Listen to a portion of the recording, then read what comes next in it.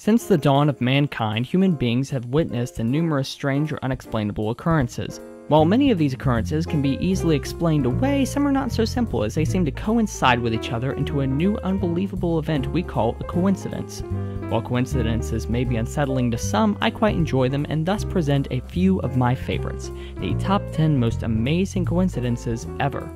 Number 10 is the Zeigeland Bullet. Picture it, Honey Grove, Texas, 1883. A man named Henry Zeigeland broke things off with his girlfriend, who then proceeded to kill herself. Her brother, enraged at the horrible injustice of his sister's death, hunted down Zeigeland and proceeded to shoot the ex-beau before killing himself. Unbeknownst to the vengeful brother, the bullet had only grazed Henry's face before entering a tree. Henry, barely escaped, walked away, realizing his fortune. Years later, Zeigeland would end up trying to tear that same tree down. When the usual cutting wouldn't work, good old Henry turned to TNT. When the dynamite exploded, the bullet shot out of the tree, hitting Zeigeland in the head and killing him. Lesson learned: if you want to get back at your ex, kill yourself, get your brother to go after him, and hope luck is on your side. I'm kidding, of course, but it worked in 1883, I guess. Number 9 is John Adams, Thomas Jefferson, and Independence Day. Fun fact, John Adams and Thomas Jefferson were on and off besties. Winning and losing elections had to do with some of that on and offness. The duo was so close, in fact, that they died on the same day, July 4th, 1826, the 50th anniversary of the signing of the Declaration of Independence.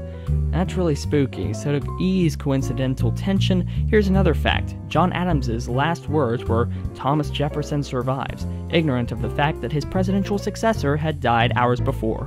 What a noob. Number 8 is the curse of James Dean's car. The rebel without a cause, James Dean, was killed in a horrific car accident in 1955. After the accident, the car was taken to a garage where its engine fell on a mechanic's legs, shattering them. The engine of the car was later sold off to a man who put it in his own vehicle. When he raced that car, he was killed in it after wrecking. Incident after incident, shattered hip after shattered hip, the car finally broke into 11 pieces despite being held up by steel supports. I think these unfortunate events can be chalked up to destructive habits and poor vehicle construction, but if there really was some kind of misfortune at play, whew, spooky. Number 7 is Separated Twins, Unseparated Lives. Picture it, Ohio, 1979. Two twins are separated at birth. Both are given the name James. Both have similar interests. Both end up serving in law enforcement. Both married women named Linda before divorcing and remarrying women named Betty. Both had sons and named them James Allen. Both owned dogs named Toy. Both had no idea they had a twin until they were reunited in the late 70s. Both subscribed to this channel. Aw, you got me. The rest of those are true, though. I really have to work on my subliminal messages. Number 6 is the falling baby's two-time rescuer. In 1930, a woman in Detroit accidentally dropped her baby out of her window from a great height. Fortunately, the baby landed on a Mr. Joseph Figlock, who, along with the baby, walked away from the incident unharmed.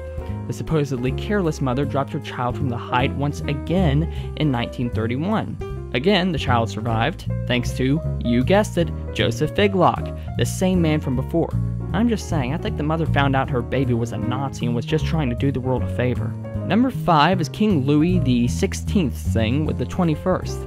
When France's King Louis XVI was just a tiny monarch, an astrologer told him to watch out for the 21st day of each month, calling it a day of bad luck. The king then refused to do any business on that day. The astrologer proved to be right, unfortunately, because King Louis XVI was king during the French Revolution and was arrested on June 21, 1791. He was then stripped of his power when France abolished the monarchy on September 21, 1791, before being beheaded on January 21, 1793. It's too bad democratic republicanism didn't take shape without bloodshed. In fact, it'd be a while before France was officially a democracy. Looking at you, Bonaparte. Number 4 is Joseph Einer and the Suicide-Stopping Monk. Joseph Einer was an Austrian portrait painter of the 19th century. Unfortunately, Mr. Einer suffered deep satisfaction with life, prompting a suicide attempt at age 18. Luckily, a Capuchin monk prevented the suicide. Later, at age 22, Einer attempted suicide again before being stopped by the same Capuchin monk. Finally, in 1886, Einer successfully took his own life. Presiding over the funeral was the Capuchin monk. Honestly, I'm not overly fond of cracking jokes about cases of depression and suicide. Number 10's gag was already in dispute, so instead, let me drive the point home. People care about you, you matter, and suicide isn't the answer. Don't be like Joseph Einer. He was just a crummy painter. See, I can make fun of artists, just not their mental health struggles. Number 3 is futility.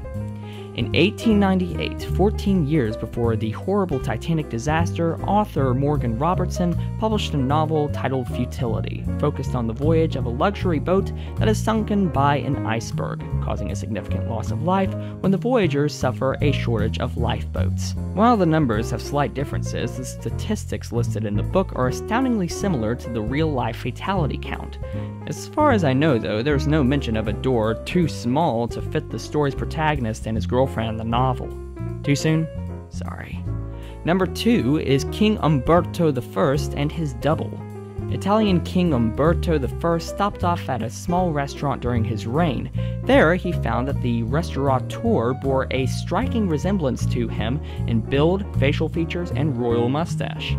After some conversation, the monarch discovered that this man also shared his birthday and birthplace. That's not all, their wives had the same name, and Umberto was crowned king the same day the restaurateur opened the joint. Freaky, right? Still not all. On July 29, 1900, the king was informed of a shooting in which his look-alike was murdered. The same day, the king was assassinated. It's weird until you consider that God has a copy-paste feature and probably just forgot to change the date of death.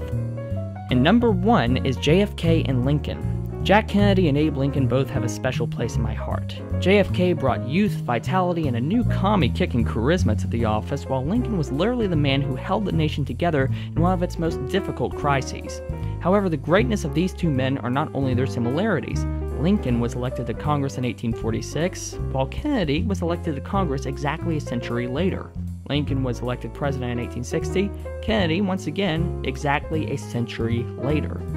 Both lost a child in the White House. Both were involved in civil rights policy. Both were shot in the head in front of their wives. And both were shot on a Friday. The list goes on and on. Seriously, I encourage all of you to look into the common threads between these two presidents. You will not be sorry. You might be creeped out though. Hard to say. That's it, guys. Did I miss some crazy coincidence? Did any of these blow your mind? Leave a comment and let me know. Thanks so much for watching. If you enjoyed this video, I suggest that you subscribe to this channel. I upload every Saturday. Thanks so much again, you guys. Have a good one. I'm out.